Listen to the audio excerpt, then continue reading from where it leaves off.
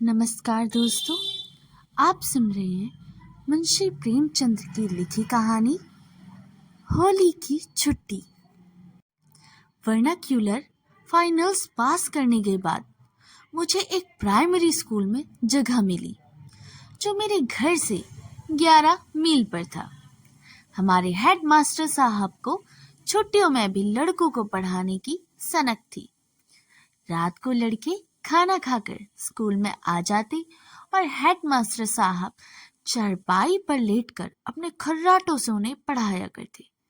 जब लड़कों में धौल धप्पा शुरू हो जाता और शोरगुल मचने लगता, तब यकायक वे खरगोश की नींद से चौंक पड़ते और लड़कों को 2, 3, 4 तकाचे लगाकर फिर अपने सपनों के मजे लेने लगते। 11-12 बजे रात तक यही ड्रामा होता रहता, यहाँ तक कि लड़के नींद से बेकरार होकर वही टाट पर सो जाते। अप्रैल में सालाना इम्तिहान होने वाला था, इसलिए जनवरी से ही हाय तौबा मची हुई थी। नाइट स्कूल पर भी इतनी रियायत थी कि रात की क्लासों में उन्हें न तलब किया जाता, मगर छुट्टियां बिल्कुल ना मिलती। सोमवती अमावस आई और निकल गई, वसंत आया और चला गया, शिवरात्रि आई गुजर गई, और इतवारों का तो जिक्र ही क्या है। इन दिन के लिए कौन इतना बड़ा सफर करता, इसलिए कई महीनों से मुझे घर जाने का मौका ना मिला था। मगर अब कि मैंने पक्का इरादा कर लिया था कि होली पर जरूर घर जाऊंगा, चाहे नौकरी हाथ से ही क्यों ना धोनी पड़े। मैंने 1 हफ्ते पहले से ही हेडमास्टर साहब को अल्टीमेटम दे दिया कि मार्च को होली की छुट्टी शुरू होगी और बंदा उसी रात की शाम को रुखसत हो जाऊंगा।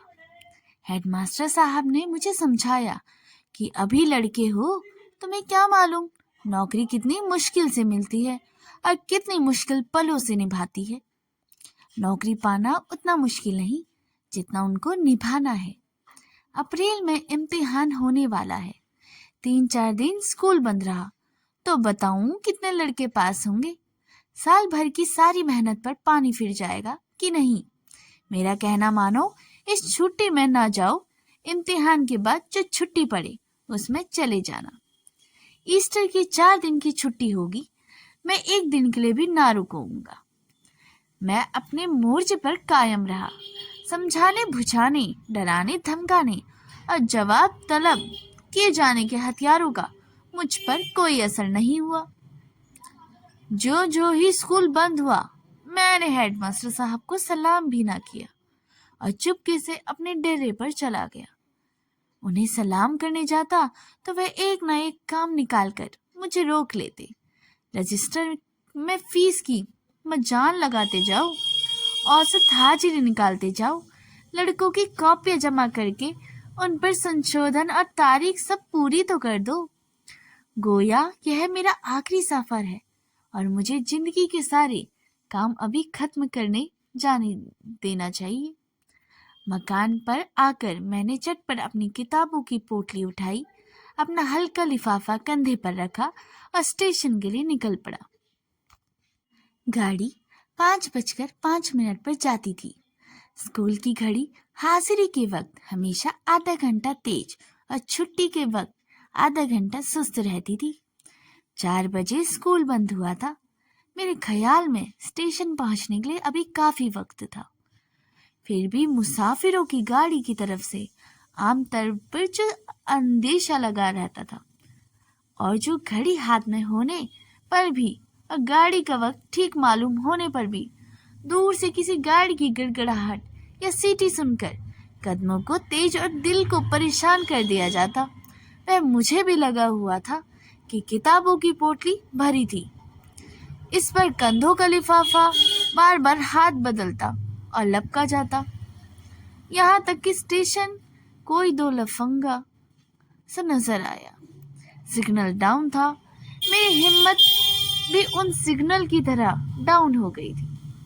उम्र के तगाजे से 100 कदम दौड़ा जरूर, मगर यह निराशा की हिम्मत थी। मेरे देखते देखते गाड़ी आई। 1 मिनट ठहरी और रवाना हो गई। स्कूल की घड़ी यकीनन आज और दिनों से भी ज्यादा सुस्त थी। अब स्टेशन पर जाना बेकार था। गाड़ी दूसरी 11 बजे रात को आने वाली थी। मेरे घर वाले स्टेशन पर कोई 12 बजे पहुंचेगी। वहां से मकान पर जाते जाते 1 बज जाएगा। इस सन्नाटे में रास्ता चलना एक और मोर्चा था जिसे जीतने की मुझ में हिम्मत ना थी। जी तो मैं आया कि चलकर हेडमास्टर को आड़े हाथ ले लूं, मगर जब्त किया और चलने के लिए तैयार हो गया। कुल 12 मील ही तो है।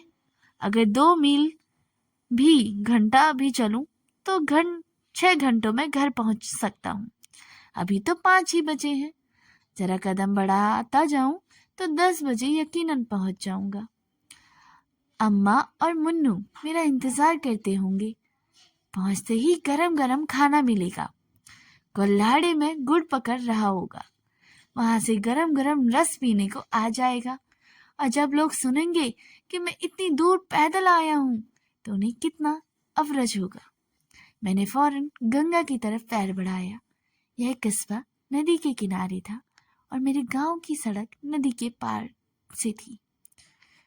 मुझे इस रास्ते से जाने का भी संयोग न हुआ था, मगर इतना सुनना था कि कच्ची सड़क सीधी चली जाती थी। परेशानी की कोई बात ना थी। 10 मिनट में नाव पार हो जाएगी और बस फर्राटे भरता चल दूंगा। 12 मील कहने को तो होते हैं तो कुछ 6 कोस। मगर घाट पर पहुंचा तो नाव में से आधे मुसाफिर भी ना बैठे थे। मैं कूद कर जा बैठा। खवे के पैसे भी निकाल कर दे दिए, लेकिन नाव है कि वही अचल ठहरी हुई है। मुसाफिरों की संख्या काफी नहीं है। कैसे खुले? लोग तहसील और कचहरी से आते जाते हैं, वो बैठते जाते हैं और मैं हूं कि अंदर ही अंदर भुना जाता हूँ। सूरज नीचे दौड़ चला था, गोया मुझसे बाजी लगाए हुए था।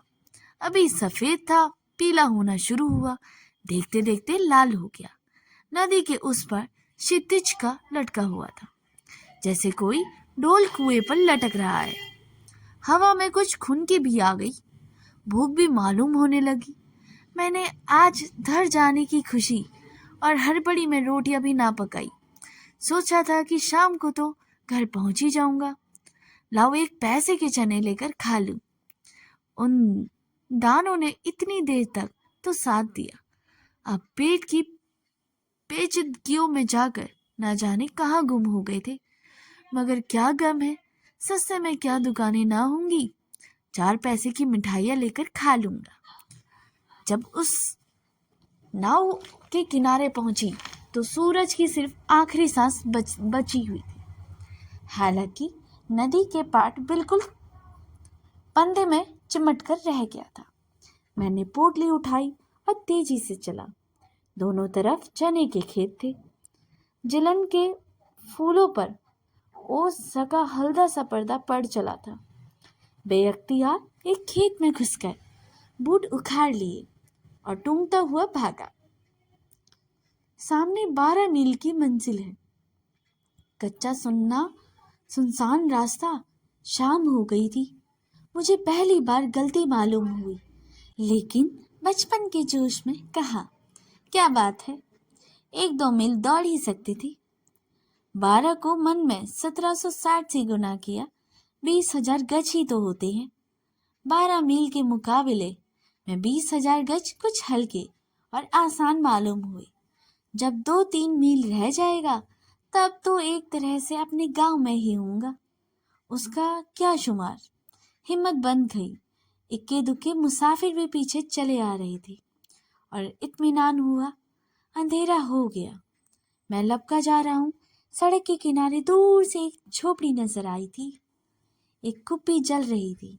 जरूर किसी बनिए की दुकान होगी, और कुछ ना होगा तो गुड़ और चने तो मिल ही जाएंगे। कदम और तेज करता हूँ। झोपड़ी आती है, उसके सामने एक क्षण के लिए खड़ा हो जाता हूँ। 4-5 आदमी उकड़े हुए बैठे हैं। बीच में एक बोतल है। हर एक के सामने एक एक कुल्हाड़, दीवारों से मिली हुई ऊंची गद्दी है। उस पर साहजी बैठे हुए हैं। उनके सामने कई बोतलें रखी हुई हैं। जरा और पीछे हटकर एक आदमी कढ़ाई से सूखे मटर भून रहा था। उसकी सौंधी खुशबू मेरे शरीर में बिजली की तरह दौड़ जाती है। बेचैन होकर जेब में हाथ डालता हूँ और एक पैसा निकालकर उसकी तरफ चलता हूँ, लेकिन पाँव अपने आप रुक जाते हैं। यह कल वारियर है। खोजने वाला पूछता हूँ, क्या लोगे? मैं कहता हूँ, कुछ नहीं, और आगे बढ़ जाता हूँ।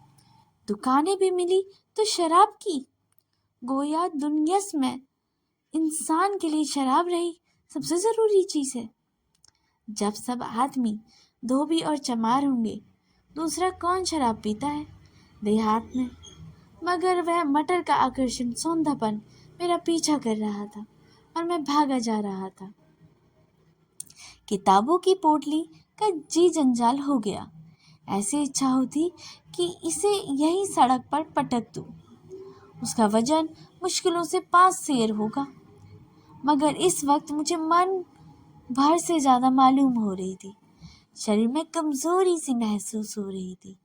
पूर्णमासी का चांद पेड़ों के ऊपर जा बैठा और पत्तियों के बीच से जमीन की तरफ झांक रहा था। मैंने बिल्कुल अकेला जा रहा था, मगर दर्द बिल्कुल भी नहीं हुआ। भूख ने सारी चेतना को दबा दिया और खुद उस पर हावी हो गया। आहा, यह गुड़ की खुशबू कहाँ से आई? कहीं ताजा गुड़ पक रहा है। कोई गांव करीब ही होगा। आहा, आमों की झुरमुट की रोशनी नजर आ रही है, लेकिन वहाँ पैसे तो पैसे का गुड़ बिचेगा और ये मुझसे मांगा ना जाएगा। मालूम नहीं लोग क्या समझे। आगे बढ़ता हूँ, मगर जबान से लार टपक रही। गुड़ का से मुझे इतना प्रेम है। जब कभी किसी चीज की दुकान खोलने की सोचता तो वह हलवाई की दुकान होती थी। बिक्री हो या ना हो, मिठाइयाँ तो खाने को मिलेंगी।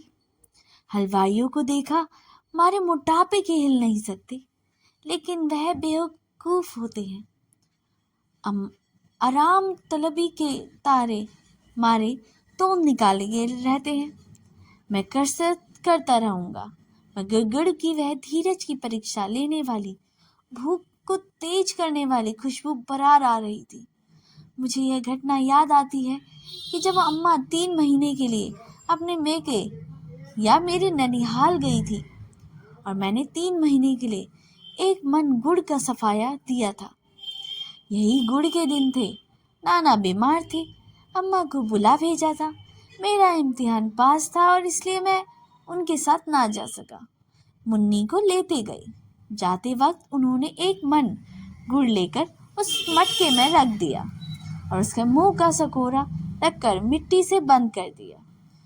मुझे सख्त ताकीद कर दी कि मटका ना खोलना। मेरे लिए थोड़ा सा गुड़ एक हांडी में रखकर रख दिया। वह हांडी मैंने 1 हफ्ते में सफाचट कर दी। सुबह को दूध के साथ गुड़, रात को फिर दूध के साथ गुड़, यहाँ तक जायज खर्च था जिस पर अम्मा को भी कोई एतराज ना हो सकता। मगर स्कूल इनके बार बार पानी पीने के बहाने घर आता, 2-1 पिंडिया निकाल कर खा लेता। उसके बचत में कहाँ गुंजाइश थी, और मुझे गुड़ का कुछ ऐसा चस्का पड़ गया कि हर वक्त वही नशा सवार रहता। मेरा घर में आना गुड़ के सिर शामत आना था। 1 हफ्ते में हांडी ने जवाब दे दिया, मगर मटका खोलने की सख्त मनाही थी और अम्मा के आने पर मैंने 3.25 महीने बाकी थे।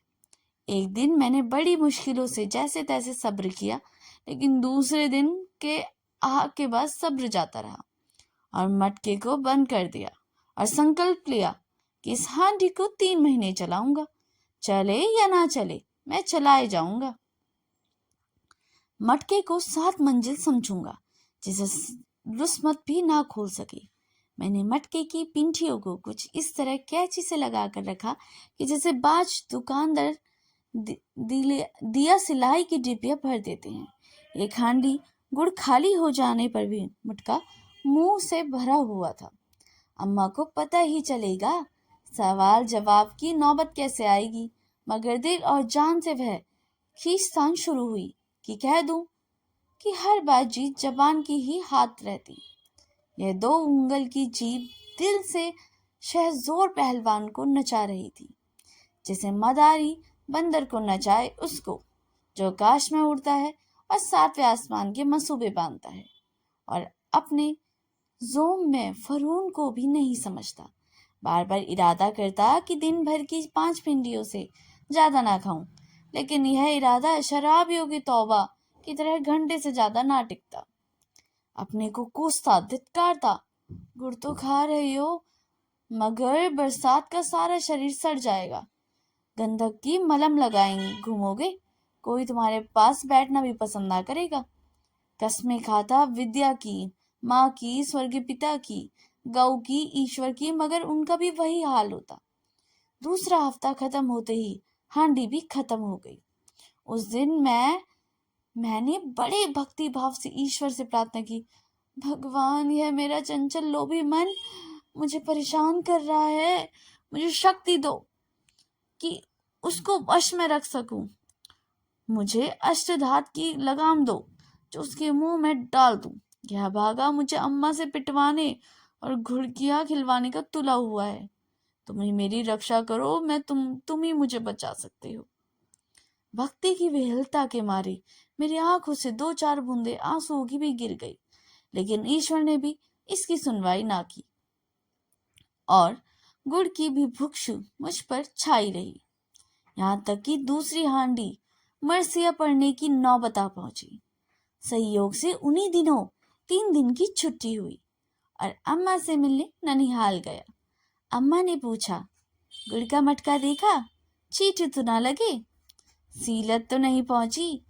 मैंने मटके को देखने की कसम खाकर अपनी ईमानदारी का सबूत दिया। अम्मा ने मुझे गर्व से नेत्रों से देखा और मेरे आज्ञा पालन के पुरस्कार स्वरूप मुझे 1 हांडी निकाल देने की इजाजत दे दी।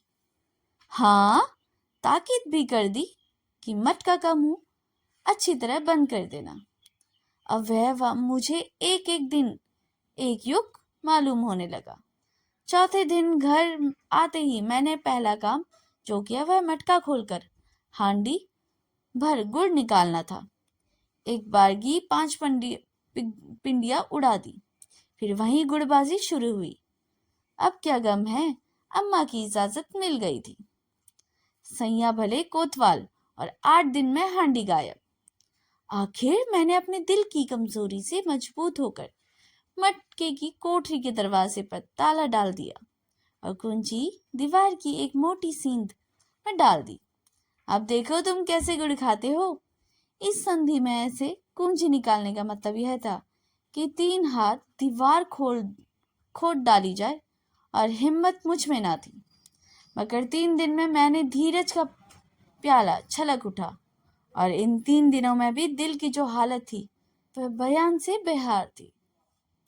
शीरी यानी मीठे गुड़ की कोठरी की तरफ से बार बार गुजरता और अधीर नेत्रों से देखता और हाथ मलकर रह जाता। कई बार ताले को खटकाया, खींचा, झटके दिए, मगर जालिम जरा भी ना हो हुस्मा।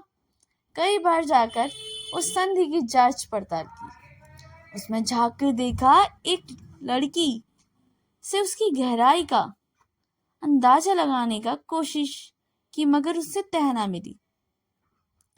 तबीयत खोई हुई सी रहती, न खाने का कुछ मजा, न खेलने कूदने में।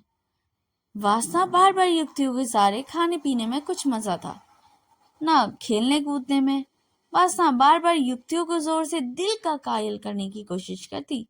आखिर गुड़ और किस मज्र की दवा में, उसे फेंक तो देता नहीं, खाता ही तो हूं। आज खाया और क्या 1 महीने बाद खाया, इसमें क्या फर्क है।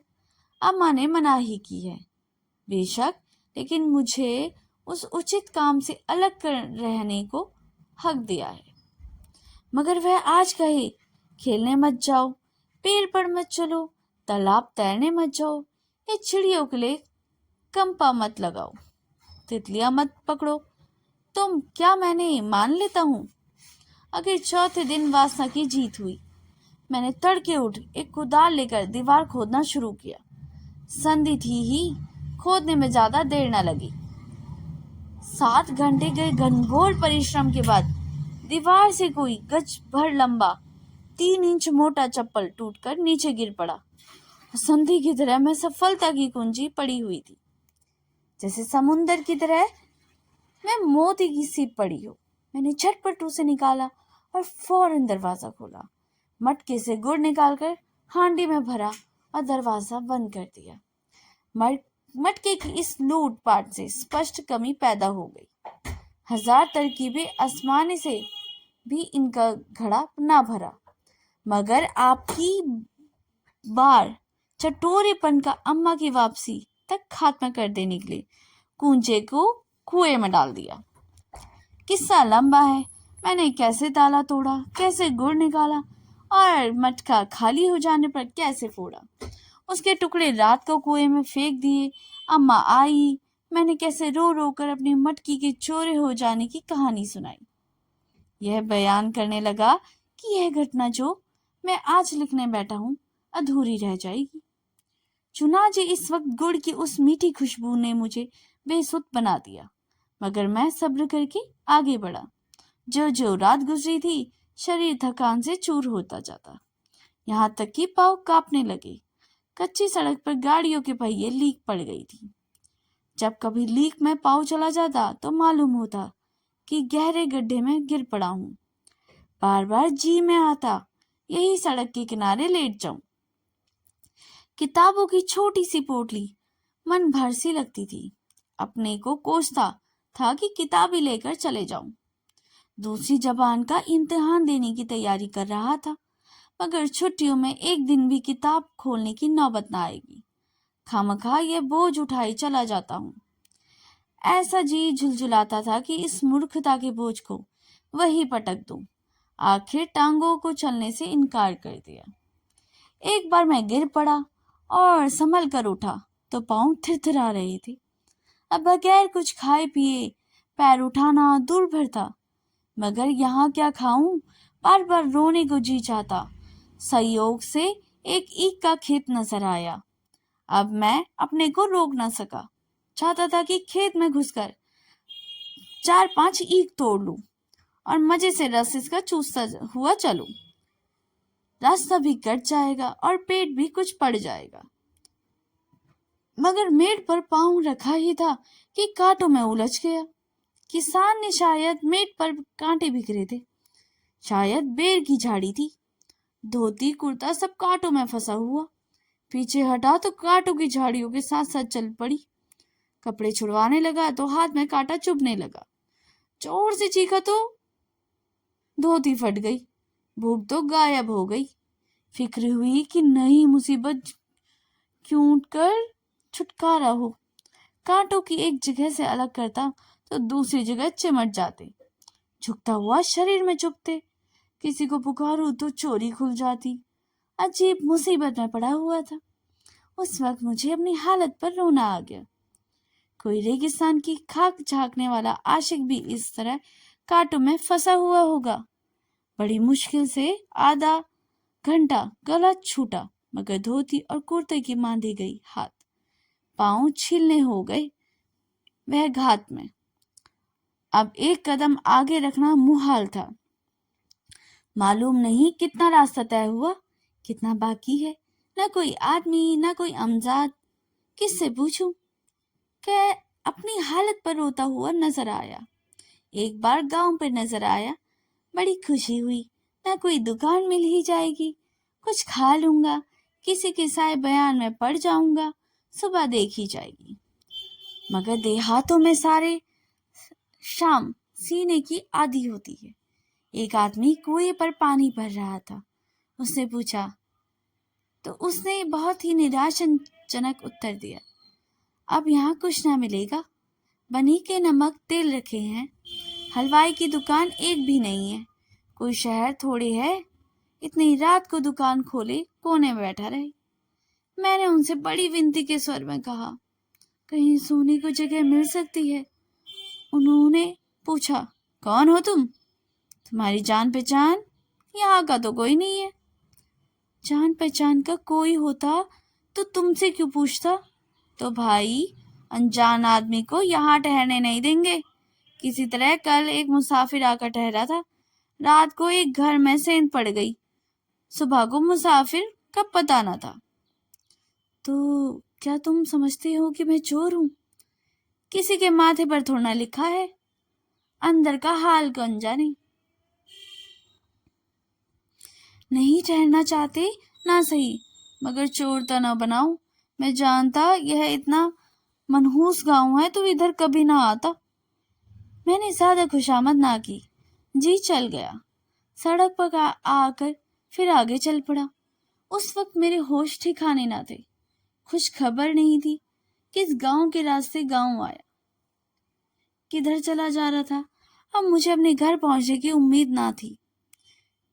रात यूं ही भटकते हुए गुजरेगी। फिर इसका क्या गम कि कहाँ जा रहा हूँ। मालूम नहीं कितनी देर तक मेरे दिमाग में यह हालत रही। अचानक एक खेत में आग जलती हुई दिखाई पड़ी कि आशा की दीपक हो। जरूर वहां कोई आदमी होगा, शायद रात काटने की जगह मिल जाए।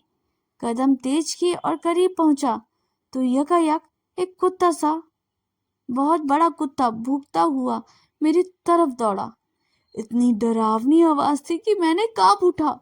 एक पल में वह मेरे सामने आ गया और मेरी तरफ लपक लपक कर भौंकने लगा। मुझे हाथों में किताबें की पोटली के सिवा और क्या था। ना कोई लकड़ी थी ना पत्थर। कैसे भगाऊं? कहीं बदमाश मेरी टांग पकड़ ले तो क्या करूंगा? अंग्रेजी नस्ल का शिकारी कुत्ता मालूम होता था। मैं जितना भी धक धक करता उतना ही वह गरजता था। मैं खामोश खड़ा हो गया और पोटली जमीन पर रखकर पांव से जूते निकाल दिए और हिफाजत के लिए कोई हथियार तो हाथ में हो। उस तरफ गौर से देखता रहा और खतरनाक हद तक मेरे करीब आई तो उसके सिर पर इतनी जोर से नालदार जूता मार दूं कि याद ही तो करे। लेकिन शायद मेरी नीयत ताड़ ली। इस तरह मेरी तरफ झपटा कि कांप गया और जूते हाथ से छूटकर जमीन पर गिर पड़े। और उसी वक्त मैंने डरी हुई आवाज में पुकारा, अरे खेत में कोई है, देखो ये कुत्ता मुझे काट रहा है। ओ मैं तो देखो, तुम्हारा कुत्ता मुझे काट रहा है। जवाब मिला, कौन है?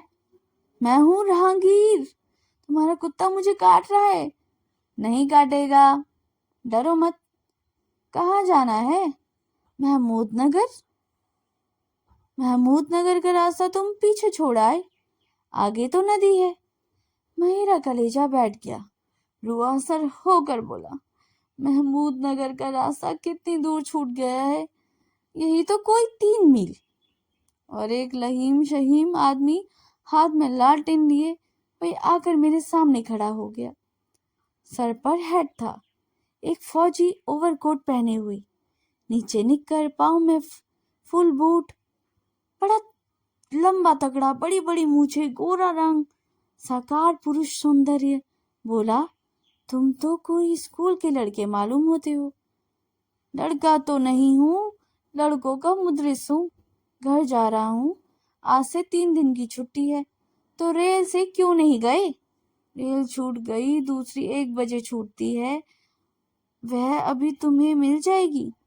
12 का मेल है। चलो मैं स्टेशन का रास्ता दिखा दूं। कौन से स्टेशन का? भगवंतपुर का। भगवंतपुर से ही तो मैं चला हूँ, वह बहुत पीछे छूट गया होगा। बिल्कुल नहीं, तुम भगवंतपुर स्टेशन में 1 मील के अंदर खड़े हो। चलो मैं तुम्हें स्टेशन का रास्ता दिखा दूं, अभी गाड़ी मिल जाएगी। लेकिन रहना चाहो तो मेरे झोपड़े में लेट जाओ, कल चले जाना। अपने ऊपर गुस्सा आया कि सिर पेट लूं। 5 बजे से तेज ही के बेल की तरह घूम रहा हूँ और अभी भगवंतपुर से कुल 1 मील आया हूँ। रास्ता भूल गया। यह घटना भी याद रहेगी कि चला 6 घंटे और तय किया 1 मील। घर पहुंचने की धुन जैसे और भी दहक उठी। बोला, नहीं, कल तो होली है, मुझे रात को जाना चाहिए, मगर रास्ता पहाड़ी है, ऐसा ना हो कोई जानवर मिल जाए। अच्छा चलो, मैं तुम्हें पहुंचाए देता हूँ, मगर तुमने बड़ी गलती की, अनजाने रास्ते को पैदल चलना कितना खतरनाक है। अच्छा चलो, मैं पहुंचाए देता हूँ। खैर खड़े रहो, मैं अभी आता हूँ। कुत्ता दुम हिलाने लगा और मुझसे दोस्ती करने का इच्छुक जान पड़ा। दुम हिलाता हुआ सिर झुकाए क्षमा याचना के रूप में मेरे सामने आकर खड़ा हुआ। मैंने भी बड़ी उदारता से उसका अपराध क्षमा कर दिया और उसके सर पर हाथ फेरने लगा। क्षण भर में वह आदमी बंदूक कंधे पर रखाया और बोला, चलो, मगर अब ऐसी नादानी ना करना। खैरियत हुई कि मैं तुम्हें मिल गया। नदी पर पहुंचा जाती तो जरूर किसी जानवर से मुठभेड़ हो जाती। मैंने पूछा, आप तो कोई अंग्रेज मालूम होते हैं, मगर आपकी बोली बिल्कुल हमारी जैसी है। उसने हंसकर कहा, मेरा बाप अंग्रेज था, फौजी अफसर। मेरी उम्र यहीं गुजरी है। मेरी माँ उस खाना पकाती है। मैं फौज में रह चुका हूँ। यूरोप की लड़ाई में गया, अब पेंशन पाता हूँ। लड़ाई में जो मैंने दृश्य अपनी आंखों से देखे और जिन हालत में मुझे जिंदगी बसर करनी पड़ी, और मुझे अपनी इंसानियत का इतना खून करना पड़ा, और इस पेशे में मुझे उससे नफरत हो गई और मैं पेंशन लेकर यहाँ चला आया। मैंने पापा को यहीं एक छोटा सा घर बना लिया। मैं यहीं रहता हूँ और आसपास के खेतों की रखवाली करता हूँ। यह गंगा की घाटी है, चारों तरफ पहाड़ियाँ हैं। जंगली जानवर बहुत लगते हैं। सुअर, नीलगाय, हिरण सारी खेती बर्बाद कर देते हैं। मेरा काम है जानवरों से खेती की हिफाजत करना। किसानों ने मुझे हल पीछे एक मन गल्ला मिल जाता है, वह मेरे गुसर बसर के लिए काफी होता है। मेरी बुढ़िया माँ अभी जिंदा है। जिस तरह पापा का खाना पकाती है, उसी तरह अब मेरा खाना भी पकाती है। कभी कभी मेरे पास आया करो, मैं तुम्हें कसरत करना सिखा दूंगा। साल भर में पहलवान हो जाओगे। मैंने पूछा, आप अभी कसरत करते हैं? वह बोला, हाँ हाँ, 2 घंटे रोजाना कसरत करता हूँ। मुख्तर और लेज़बिन का बहुत शौक है। मेरा 5वां साल है, मगर एक सांस में 5 मील दौड़ सकता हूँ। कसरत ना करूँ, इस जंगल में रह कैसे सकूँ? मैंने खूब कुश्तियाँ लड़ी हैं। अपनी रेजिमेंट में खूब मजबूत आदमी था, मगर अब इस फौजी जिंदगी की हालत पर गौर करता हूँ तो शर्म और अफसोस से मेरा सिर झुक जाता है। कितने ही बेगुनाह मेरी राइफल के शिकार हुए। मेरा उन्होंने क्या नुकसान किया? मैंने उनसे कौन सी आवादत की थी? मुझे तो जर्मन और ऑस्ट्रियन सिपाही भी वैसे ही सच्चे, वैसे ही बहादुर, वैसे ही खुशमिजाज, वैसे ही हमदर्द मालूम हुए जैसे फ्रांस और इंग्लैंड के। हमारी उनसे खूब दोस्ती हो गई। साथ खेलते थे, साथ बैठते थे।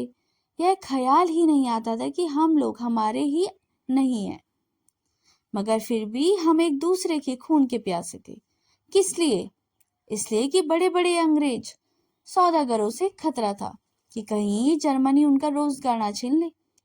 यह सौदागरों का राज है। हमारी फौजी उन्हीं के इशारों पर नाचने वाली कठपुतलियां हैं। हम गरीबों की जान गई, जेबें गर्म हुई मोटे मोटे सौदागरों की। उस वक्त हमारी ऐसी खातिरी होती जैसे पीठ ठोकी जाती थी। गोया हम सल्तनत के दामाद हैं। हमारे ऊपर फूलों की बारिश होती थी। मैंने गायन पार्टियों दी जाती थी। हमारे बहादुरों के लिए कहानियां रोजाना अखबारों की तस्वीरों के साथ छपती थी। नाजुक बदन लेडियां, शहजादियां हमारे लिए कपड़े सीती थी। तरह तरह के मुरब्बे, अचार बना बनाकर भेजती थी। लेकिन जब सुलह हो गई तो उन्हीं जाबाजों की तो कोई टके भी ना पूछता था। कितनों के तो अंग भंग हो गए। कोई लूला हो गया, कोई लंगड़ा, कोई अंधा। उन्हें एक रोटी भी देने वाला कोई नहीं था। मैंने कितने को सड़क पर भीख मांगते हुए देखा। तब मुझे अपने पेशे से नफरत हो गई। मैंने यहाँ आकर अपना काम जिम्मे ले लिया और मैं यहाँ पर बहुत खुश हूँ। सिपाहगिरी इसलिए है कि मुझे गरीबों की जान माल की हिफाजत हो, इसलिए नहीं करोड़पतियों की बेशुमार दौलत और बड़े यहाँ मेरी जान हमेशा खतरे में बनी रहती है। कई बार मरते मरते बचा हूँ, लेकिन इस काम में भी मर जाऊं तो मुझे अफसोस ना होगा, क्योंकि मुझे यह तस्कीन होगा कि मेरी जिंदगी गरीबों के काम आई और यह बेचारे किसान मेरी कितनी खातिर करते हैं कि तुम्हें क्या कहूँ। अगर मैं बीमार पड़ जाऊं तो इन्हें मालूम हो जाए कि उनके शरीर में ताजे खून से अच्छा हो जाऊंगा तो बिना झपके अपना खून दे देंगे। पहले मुझे शराब पीता था, मेरी बिरादरी का तो तुम लोग जानते ही हो। हमें बहुत ज़्यादा लोग ऐसे हैं जो खाना पीना मसय्यर हो तो मगर शराब पीना ज़रूरी है। मैं भी एक बोतल शराब रोज़ पी जाता था। बाप ने काफ़ी पैसे छोड़े थे। अगर लिफाफा किफ़ायत करना रहा, जानना जिंदगी भर आराम से पड़ जाए, मगर शराब ने तो सब सत्यानाश कर दिया। उन दिनों में बड़े ठाठ से रहता था। कॉलर टाई लगाए, छैला बना हुआ नौजवान छोकरियों से आंखें लड़ाया करता था। घुड़दौड़ में जुआ खेलना, शराब पीना, क्लब में ताश खेलना और औरतों से दिल बहलाना, यही मेरी जिंदगी थी। 3-4 साल पहले मैंने 25-30 हजार रुपए उड़ा दिए। कौड़ी कफन को ना रखी। अब पैसे भी खत्म हो गए और रोजी की फिक्र हुई। फौज में भर्ती हो गया, मगर खुदा का शुक्र है कि वहां से सीख कर लौटा। यह सच्चाई मुझ पर खुल गई कि बहादुर का काम जान लेना नहीं, बल्कि जान की हिफाजत करना है। यूरोप से आकर एक दिन मैं शिकार खेलने लगा और इधर आया, देखा कई किसान अपने खेतों के किनारे उदास खड़े हैं। मैंने पूछा, क्या बात है, तुम लोग इस तरह उदास क्यों खड़े हो? एक आदमी ने कहा, क्या करे साहब, जिंदगी से तंग है। न मौत आती है, न पैदावार होती है। सारे जानवर आकर खेत चर गए। किसके घर से लगान चुकाएं? क्या महाजन को दे, क्या अमली को दे, क्या खुद खाएं? कल इन्हीं खेतों का दिल देखकर दिल की कड़ी खिल जाती थी। आज इन्हें देखकर आंखों में आंसू आ जाते हैं। जानवरों ने सब सफाया कर दिया। मालूम नहीं उस वक्त मेरे दिल को किस देवता या पैगंबर का साया था कि मुझे उन पर रहम आ गया। मैंने कहा, आज से मैं तुम्हारी खेतों की रखवाली करूंगा। क्या मजाल है कोई जानवर फटक सके? एक दाना तो जाए, जुर्माना दूं। बस उस दिन से आज तक मेरा यही काम है। आज 10 साल हो गए, मैंने कभी नागा नहीं किया। अपना गुजर भी होता है, एहसान मुफ्त भी मिलता है। सबसे बड़ी बात यह है कि इस काम से दिल को खुशी होती है। नदी आ गई, मैंने देखा वही घाट है जहाँ शाम को किश्ती पर बैठा था। उस शांति में नदी जड़ाऊं गहनों की लदी हुई, जैसे कोई सुनहरा सपना देख रही हो। मैंने पूछा, आपका नाम क्या है? कभी कभी आपके दर्शन के लिए आया जाया करूंगा। उसे लालटेन उठाकर मेरा चेहरा देखा और बोला, मेरा नाम जैक्सन है, बिल जैक्सन। जरूर आना स्टेशन के पास। मुझसे मेरा नाम पूछोगे तो पता नहीं बदला देंगे। यह कहकर वह पीछे की तरफ मुड़ा, मगर यह का लौट पड़ा और बोला, मगर तुम्हें यह सारी रात बैठना पड़ेगा। तुम्हारी अम्मा घबरा रही होंगी। तुम मुझे कंधे पर बैठ जाओ और मैं उस पार तक पहुंचा दूंगी। आजकल पानी कम है तो अस्कर मैं तार कर आता हूँ। मैंने एहसान से दबकर कहा, आपने यही काम इनायत किए, मुझे यहाँ तक पहुँचा दिया, वरना शायद आपका घर नसीब ना होता। मैं यहाँ बैठा रहूंगा और शाम को किश्ती के पार उतर जाऊंगा। वहां तुम्हारी अम्मा तो रोती होगी, मेरे लाडले को घर पर जाने की क्या गुजरी। यह कहकर मिस्टर जैक्सन ने मुझे झट उठाकर कंधे पर बिठा लिया। इस तरह बेधड़क पानी में घुसे जैसे सूखी जमीन है। मैंने दोनों हाथों से उनकी गर्दन पकड़े हुए, फिर सीना धड़क रहा था और रगों में सनसनी सी मालूम हो रही थी, मगर जैक्सन साहब इत्मीनान से चले जा रहे थे। पानी घुटने तक आया, फिर कमर तक पहुंचा, अफसोस सीने तक पहुंच गया। अब साहब को एक एक कदम मुश्किल हो रहा था। मेरी जान निकल रही थी, लहरें उनके गले में लिपट रही थी। मेरे गाँव भी चूमने लगा। मेरा जी चाहता था कि कहूँ, भगवान के लिए वापस चलिए, मगर जुबान नहीं खुल रही। चेतना से इस संकट का सामना करने के लिए सब दरवाजे बंद कर दिए। डरता हूँ कहीं जैक्सन साहब फिसले तो अपना काम तमाम है। यह तैराक है, निकल जाएगा।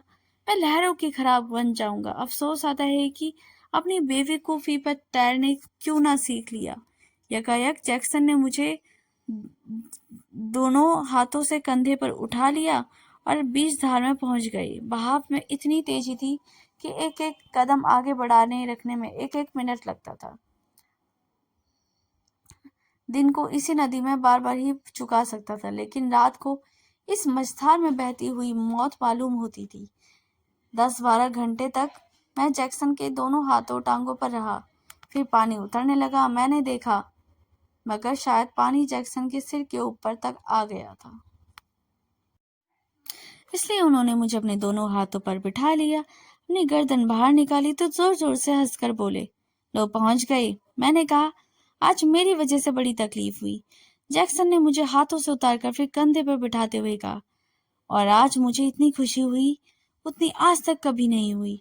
जर्मन का कप्तान को कत्ल करके भी नहीं। अपनी माँ से कहना मुझे दुआ दे। घाट पर पहुंचकर मैंने साहब को रुखसत हुआ।